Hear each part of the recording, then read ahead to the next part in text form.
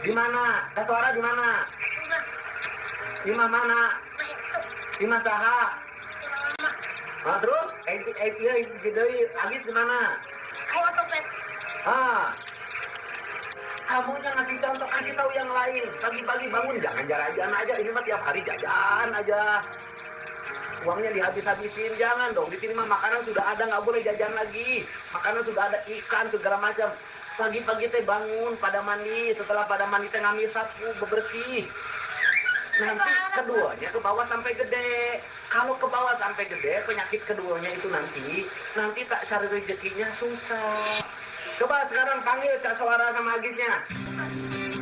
Panggil, ayo. Sama Omen, ke semuanya, ayo. Bapak aja, Bapak Dedi. Besok-besok entar jajan wae. Kalau sesapo, belum mandi. Apa? Tong jajan. Dia emang kenapa nggak balik nih? Dia klik.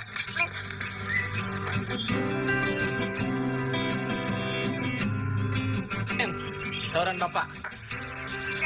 Ayo.